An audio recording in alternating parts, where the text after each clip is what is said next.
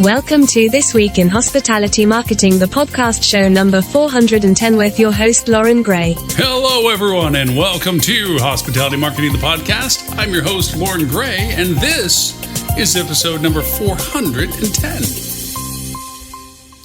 So each week we spend around 20 to 30 minutes sharing the most interesting tools, news, and techniques being used in marketing for the hospitality industry. Let's do a quick recap of our weekly live TV show, This Week in Hospitality Marketing, which airs every Friday at 11:30 a.m. Eastern U.S. time on the Hospitality Channel TV station. So with that, let's get started.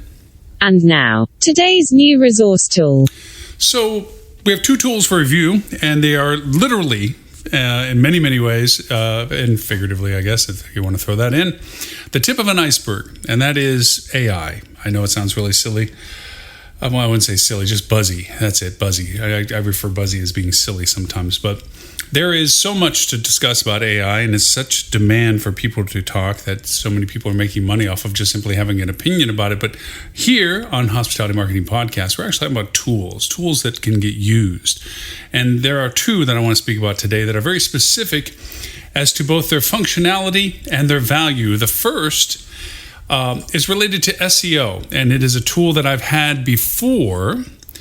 And it had what I would have given it credit for if you actually look at podcast number 352. I talked about it as wonderful machine learning in the sense that it created some great algorithmic constants for SEO optimization, and that is allii.com, ALLIAI.com. And this obviously before .ai turned into a way of putting this onto domains, but as a TLD, top-level domain.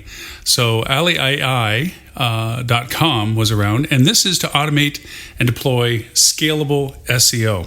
Now, as we've talked about with AI before, one of the highest value options of AI is its ability to shrink down the time consumption necessary to do very time-consuming tasks. SEO is one of those things.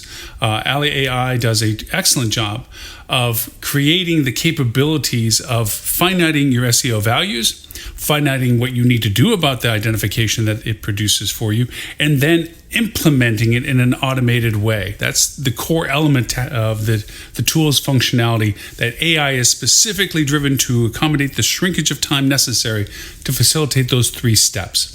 I'm going to leave it in context to our technique discussion here in a few minutes, so I want to get to our second tool, which is new to the scene, actually, and predominantly because of its new usage of AI that it's gotten into a high-value proposition, and that is VistaSocial.com, VistaSocial.com. Vista Social is an AI-driven social media manager. Now, what does that mean? That's a lot of words that sound super spiffy and helpful. It is. Primarily for one of the, well, actually there's several more than one. I wouldn't say just one, sorry. Let me go through. The idea of publishing, engaging, creating analytics, listening to what happens, and the ability to context your reviews are a very large time-consuming process. Publishing is related to the actual scheduling and content creation capabilities, the ability to go over and define what it is you're going to talk about and what day you're going to talk about it, on what channel you're going to talk about it, the multiplicities of social media channels. Engagement is the value proposition of what you do with the comments, the shares, the replies, the DMs, I should say, replies being DMs, depending on what platform you're talking about, and the actual engagement value of what you've posted from your scheduling. And of course, analytics is determining how does that all impact your overall audiences, engagements with those audiences, spread of the audiences. The listening aspect of this is the ability to see all of the engagements, whether it be comments, whether it be shares, and that goes to the ability to engage with those people that you're listening to and on your platform, responds to and react, in addition to the reviews that people give, their comments and feedback, the ability to go back and create creative ways of answering or replying or reacting to similar type posts. Most people think that their posts are the only ones that have actually referred to whatever it is that they refer to. And oftentimes, if you've ever been on the receiving ends of those, we're not as unique as we may think we are, and we get the same type of responses, usually solicited from our content, from a variety of people. And you don't want to seem disingenuous by cutting and pasting your same reply, because people can see how you reply to everybody, and they begin to see that pattern of your response. AI is a wonderful, helpful component of being able to creatively adjust your reviews or your responses in such a way that you do respond similar, and you do respond consistently, but you don't respond the same and mimicking yourself. So high value to that. And that's the tool value of it. So VistaSocial.com. So those are our two tools we want to talk about today for our technique discussion. And that is AliAI.com and VistaSocial.com, which brings us to our technique of the week. Now, for this week's hospitality technique. So our technique discussion, how to ask the genie for what you want. I've often talked about the fact that AI, and I've not necessarily poo-pooed on AI in general, but I poo-pooed on how AI is being presented to people. It's presented as, oh my gosh, it's going to be this magical, omnipotent, and capably responsive personal assistant that will always tell you the truth and give you the best advice. None of that's true. Not only is it not telling you the truth all the time, it's also not your best assistant, and it's certainly, for lack of a better way of saying, explaining what best answer can come up with without necessarily validating all of the points of truth or content pieces that it included in its reply. AI, in always, is best used as a tempering and a pass-through of verification validation from a human. Will that always be the case? Unlikely not. As a matter of fact, I'm sure there's several AI models that are in function right now, Google being the primary one of that. What is the core OpenAI for ChatGPT is another, in which they're probably farther along than they want to be in scaring everybody and realizing that they've created something that they don't know how to put back the genie in the bottle on. But we're going to talk about functionalities and methodologies.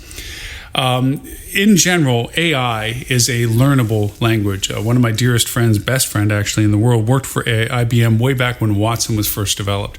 And he made a statement to me, and this goes back 15 plus years, 20 years almost, where he said, we don't program Watson, we teach it. And that's really the core variation to what we're talking about on usages of AI is you have to identify your query. And that translation now has turned into a whole new buzzworthy term called prompts and prompt engineers and what have you. And basically what that is a well-phrased question. And the best example I've given over the course of time that we've seen movies and pictures and books have been written about this and so forth is the proverbial genie in a bottle. Of poof, you find the bottle, it opens up, and the genie comes out and wants to grant you 3 wishes. And a lot of jokes get inspired by this as to what you think is answering the right question, but how it's interpreted is what you end up getting. And we've seen lots of cartoons of people that have asked for something, I want $1 million, and it's not exactly the way that they get it that they were envisioning. So they should correctively phrase their question to create the parameters to make sure it isn't misconstrued, potentially misinterpreted, misidentified, and fulfilled in the way that it is being queried for. That is literally a way of creating a prompt sequence. So in the world of AI, specialization is best. Now, you can go to a ChatGPT and other open-ended OpenAI's platforms that use it, and ask silly questions or ask open-ended questions and see the craziness that comes ensuing from that. But that's not helpful for us as marketers or tool users or people that have to produce business relationships to this. And it's dangerous because a lot of companies are looking to AI of how can I streamline my labor force that I can't fulfill the roles for, or the jobs for, or that I don't want to pay for, or whatever it is. And the problem is that they're going to replace somebody that can actually truth check what they're doing with somebody that automation that isn't truth checking, and there's nobody else around to check that is not being truth checked. And so it creates a whole mess of problems. Just ask the lawyers that asked ChatGPT to create a legal brief for them without checking that it made up the legal cases it was using as its precedent for its brief. And now they're being censured. So that validation is an ultimate requirement.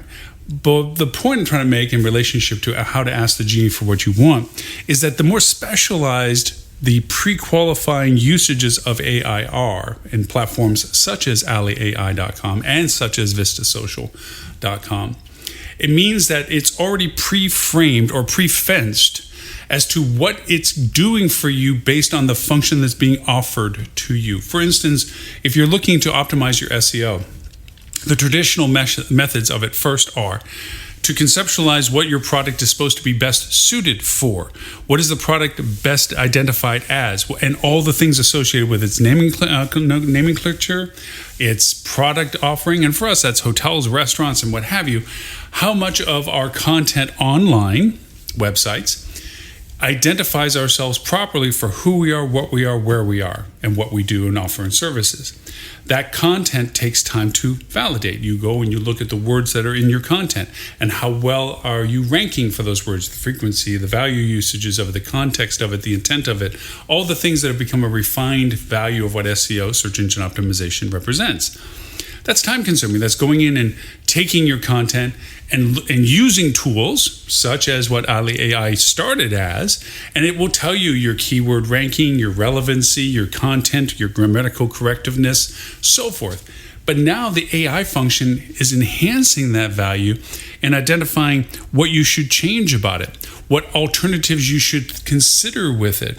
And it helps you do competitor research by looking at their content and seeing what their deficiencies might be, their super values are that may be adoptable by you, so you can mimic a lot of the value propositions they already have for themselves within the point of truth and accuracy that goes to a human intervention. And so the tool is customized to work your way through cutting down the time consumption to do these very manual, time-consuming processes. Think of social in the same context. You're looking at what's my engagement with my social? How do I create content that's relevant, that's useful for me beyond the, hi, it's sunny and 72 here or something? You want to be relevant. You want to be good. So you need to have an ability to reach out and search for content that is useful based on what your product needs it for. Not just general, it's French fry day. No, you need content that's related to your content that can be shared to augment and amplify your content. And then on top of it, to measure the sentiment of the feedback, to measure the value of the feedback, to see what you need to change in relationship to the feedback, plus the aggregation of being able to collectively do that from a single platform. Now all of a sudden you're going from 3 or 4 people that are monitoring 3 or 4 different social accounts and then having weekly or online meetings to collaborate any similarities or variances, to having a system that's putting everything all together all at once in front of a person that can make cognitive decisions as to what their next strategy should be, with even helpful suggestions from the platforms themselves. So that's what I mean by the tools being a tip of the iceberg, because these are only 2 tools about 2 topics that have shown greater efficiencies by their use and how it has helped what is still having to be done, which is the context of most of how I approach AI. In a few months, I'll be going to Montreal, speaking at HSMAI Quebec chapter that will be graciously being hosted by the Montreal chapter. And I'm in comparison to a co-speaker that willfully chose AI as their topic and content. And for it, I would temper that I get the lion's share of it by saying, well, I'll talk about everything else. Because the context of my AI discussion is not that I'm poo-pooing the idea or the shiny new object or what it can become or how it will take over the world or whatever. It's about what do you do with it now? Other than the novelty of people that try to play with AI and get answers to questions that they don't have a usage for, AI is much more usable when put into the framework of how we currently operate our strategies, how we currently operate our platforms. It doesn't mean we'll always stay this way. With AI getting better and more efficient, right now it's a great supplement to how we do things now. That's where these tools show their power as examples. But in time, more and more will get abbreviated where it's not even necessary to have a human engagement on certain of things of this, where you'll get more active solicitation of concept, more proactive results to what you're doing with the data that's being presented, more insights as to why its recommendations are based on the following data points. That advancement to AI, I welcome openly. It's the current contrast between shiny new object and what to play with versus how can this help me with what I need to do for my job. That's where I think these tools have the highest value. So there we are. That is our technique discussion this week. How to ask the genie for what you want. Now, this week's hospitality news that you should know. So our news and show review, obviously symbiotic to our podcast, our show, and that is AI, the new shiny object. As you can tell by my context of the technique discussion, I do believe there is a contrast of how AI is being approached. A lot of owners and C-level people that aren't necessarily sleeves rolled up, hands on these types of function daily needs, but they are the decision makers. They're the ones that have to weigh all of the things that they're responsible for, not just the things that are presented by department to each of them, and weigh the balance out of what they should be doing. The novelty of being the first in their peer group or the first in their organization to have a working awareness of how to use AI, whether it's even knowing how to log in and type in a question, down to how do we translate that to internal processes and SOP variations, is always alluring. But they very quickly, when they realize that there's work involved, and I don't mean this in a degraded sense, although it probably comes off that way sometimes, is as soon as it begins to where there's work required, they can't just ask a question and get the silver bullet answer, that it requires a structured questioning format. It takes repetitive refinements of the prompts to get to a usable point of data that you started out conceptually trying to find. They will push that off to a person. Problem is that one, either most people are not familiar with the whole processes because the person eager in being first to the market hasn't really shared how or what, or found out from anybody organizationally whether they have an aptitude for it. So it gets floundering around into curiosities and show-offs and guess what I can do kind of stuff. It doesn't really help. The real strategic use of AI integration, beyond it being a shiny object, is first and foremost the comparison. What are we currently doing now that this can help us with? And there's some very smart people that think those questions in their organization. Is there a modality? Now, being at a level that they are, C-level or what have you, corporate, how is this going to be looked at from the people I'm asking to work with it? Do they see it as a threat to their perpetual existence? Do they see it as a wonderful new tool that will augment their ability to do more in the organization, have more value to us because of their expertise? These are weighable options as to how AI gets introduced, because it's so easy to go over and, roll in the combustion engine into the barn with the horses going, hey, I need a place to store this. And the person that is, built the house to go over and take care of carriages for horses realize that they're looking at their nemesis of replacement. The idea that AI can be perceived in multiple ways. Obviously, the person, corporate and C-level and above, see this as a wonderful value asset for all the reasons we just talked about. There is probably going to be improved efficiencies, larger scale operations of business can be performed, better analytics and views and actionable items from that data. And yes, realistically, the possibility that less labor will be needed to do the same work that we're doing now, and maybe in eventual future, less labor in future that actually gets more work done, because automation, AI in particular, helps facilitate that. Well, that's great if you're the recipient of the benefit, but it's not so great if you're the person that got displaced by it.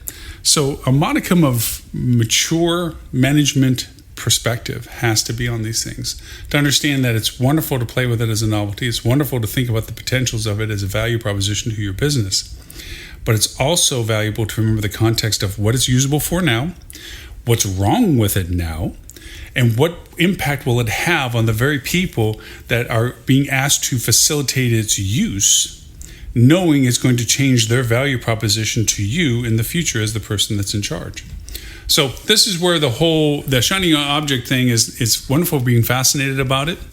It's also a tangible reality of a decision model for people in the position to augment the usages of this in their organization, and to weigh all the factors associated with its value proposition as a whole. And again, to that end, strangely enough, news article just popped up that Google is being scrutinized by the EU for potential violations of its own spam policies using its bots, mainly primarily for the Performance Max platform, which is an automation platform. Just goes to show you that these things have wrinkles.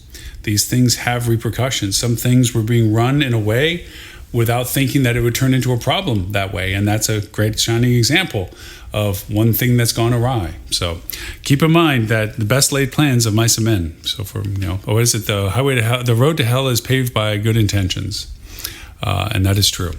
So With that, remember you can find us on Google Play, Apple, iTunes, iHeartRadio, SoundCloud, Stitcher, Spotify, Pandora. The list goes on, 39 platforms and counting. We're even available on Amazon's Alexa, Google Assistant, and Apple's Siri by just simply asking them to play the Hospitality Marketing Podcast. You'll get it to play right away, this episode being the latest one. Until next week, and we do it all over again. But no matter which one you listen to us on, please rate us, give us a comment, preferably in good form. It helps others discover our content, but also gives us the cherished feedback of what we're providing as content. If it's relevant, of interest, any feedbacks you have about what I said, any disagreements or so forth. And for that, you can always go to our hdm.news/talkback. There gives you an audio format that you can either answer the question of the week that I throw out there for my podcast concepts, or live show concept as well. Or you can just open and mic it and tell me what you think is a response to something I've said as a rebuttal or as a new concept you want me to deal with. And then you give me permissions of whether I can quote it, play it back, or just simply use the content without having to give you access, identification to it. So you get to tell me the permission I'm allowed to use it for. Of course, no matter what the podcast or whatever live show we do for our Friday morning, 11:30 a.m. Eastern live show on hospitality, This Week in Hospitality Marketing, all of that resides in I Love Lucy rerun format on hospitalitychannel.tv. There you can look for data broadcasts, you can look for our co-hosts, you can look for topics. It's all indexable from that. It's all of it there, not to mention our podcast that's available on all the platforms and channels, and we have a podcast page. We also have our TV station, which for our live show you can watch on Roku TV, Samsung TV, Google TV, Apple TV, Amazon TV, all of those. You can just look for the Hospitality Channel, and the live show is always on the free side of that. There is a pay gateway. Additional hospitality industry contents there. It's not a consumer-based, like, hey, let me go watch diners, drive-ins, or whatever. This is for hospitality industry professionals, product reviews, product insights, how-tos, trainings, so forth. And if you're already a hospitality marketing professional, if you would like to join a peer-level group, you can go to hospitalitymarketing.club, put your email in. I send you a quiz to validate that you are a hospitality marketing person, not trying to learn the basics, but you are already doing the basics and want a good peer group to be able to collaborate with. And if you pass the quiz by 90% or above, then I send you an invite link to a closed loop community. It's not on social media platforms. It's a closed loop that we have hosted ourselves to keep it our content and our capabilities and our availabilities. Got to control your sandbox sometimes. So that's all available. And of course, I hope you join us for our live weekly show Fridays at 11:30 a.m., the TV station show. And you can also catch us always on our Apple iOS or Android app, Hospitality Channel. You can catch us on Twitch if you use Gaming Council for Media, and of course on the TV stations, as I mentioned before, and also all on Facebook, LinkedIn, Twitter, YouTube. Multiple pages and multiple channels on all of those except for LinkedIn, which is only one, which is my Lauren Gray profile on LinkedIn. We do the live broadcasting on. We do also translate everything into 11 languages. So we try to keep it popular with the 209 countries that we broadcast our TV into. We take the top 10 largest audiences, the languages that are related to them that are non-English, and we translate every show and every podcast into them. So hopefully that helps for those, because I do speak a lot and rambling at sometimes in tangents like I am now. So with that, my name is Lauren Gray. I thank you for the privilege of your time, and I look forward to talking to you next week. You have been listening to This Week in Hospitality Marketing, the podcast show 410, brought to you by Hospitality Digital Marketing and in support of the HSMAI, Hospitality Sales and Marketing Association.